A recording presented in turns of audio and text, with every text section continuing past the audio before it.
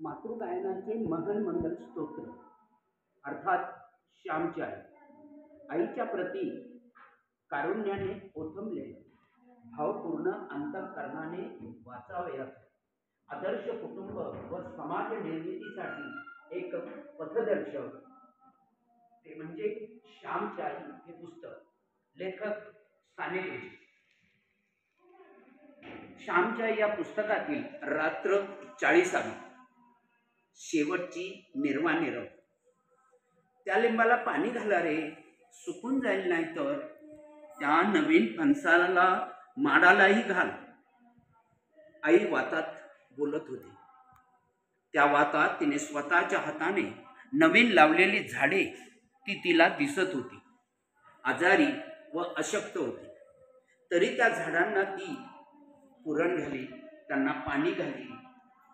त्यांची पाने किडे खातात की काय ते पाहिली. आईच्या हातची कितीतरी झाडे परसात होती. मी दापोलीस असताना चंदनाचे माडे नेले होते. इतर सारे मेले, पण आईने लावलेला तेवढाच जगला होता. प्रेमाने लावलेला म्हणून का तो जगला? पहाटेची वेळ होती. वातात आई बोलत होती. त्या बोलण्यात मेळ नसे. क्षणात झाडांना पाणी घाला म्हणे, तर क्षणात ती पहार दवंडी देत आहे. मला कानात बोटे घालू द्या असं म्हणे. पुरुषोत्तम फक्त निजला होता. बाकी सारी मंडळी आईच्या भोवती होती. साऱ्यांची तोंडे उतरून गेली होती, म्लान झाली होती. जणू त्या घरात मृत्यूच येऊन बसला होता. तो पहा, त्या खुंटीवर श्याम बसला आहे. खाली ये रे गुलामा, लहानपणाचा हट्ट अजून नाही का गेला? मला भेट. आईजवळ नाही हट्ट करायचा तर कुणाजवळ? पण आता पुऱ्या ये बरं, मला भेट. आईचे वातात बोलणे चालले होते. अक्का अक्का. मावशी आईला हाक मारित होती. शुद्धीवर आणण्याचा प्रयत्न करीत होती. नमू, तुझे तेल परत नाही केल्या? रागावू नकोस. श्याम, ए रे, तुझे थंड हात ठेव कपाळावर. आईचे शब्द ऐकून साऱ्यांचे डोळे भरून आले होते.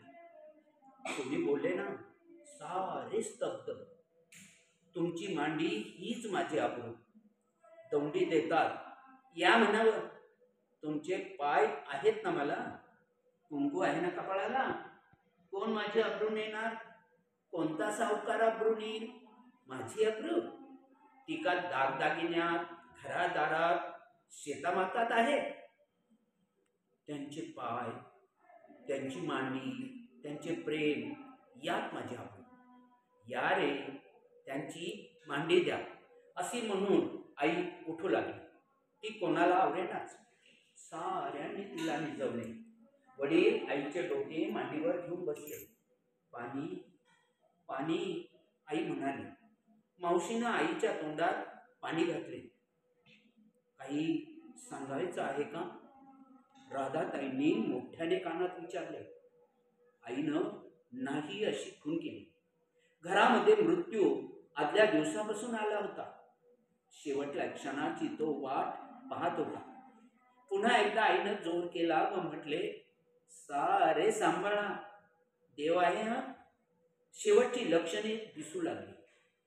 जीभ आत ओढली जाऊ लागली. वेळ आली. देवाघरी जाण्याची वेळ आली. मंगल वेळ आली. राधाताईंनी गंगा आणून 2 थेंब तोंडात घातले. तुळशीपत्र तोंडात ठेवण्यात आले. आईला हुंडीवर घेण्यात आले. देवाकडे जाताना विरक्त होऊन जावे लागते. थोडा वेळ गेला. राम ऐकू आले. आईनं राम म्हटला. साऱ्यांना अथांग सागरात लुटून आई गेली. बोलावणं आलं, ती गेली. ते बोलावणं कोणाला नाकारता येत नाही ना. श्यामची आई निघून गेली. भाऊंची पुण्याई गेली. पुरुषोत्तमावरचे कृपाक्षत्र गेले. श्याम व गजानन यांच्या जीवनातली स्फूर्ती दात्री देवता, प्रेममय देवता गेली. चंद्रीचे माहेर गेले, नाना आजी यांची आवडी गेली, गडी माणसे यांची बयो गेली. जगातील जंजालातून सुटून आई मोठ्यांच्या कुशीत प्रेमाची ऊब मिळावी म्हणून गेली. श्यामची आई या पुस्तकातील रात्र 40वी या ठिकाणी संपली.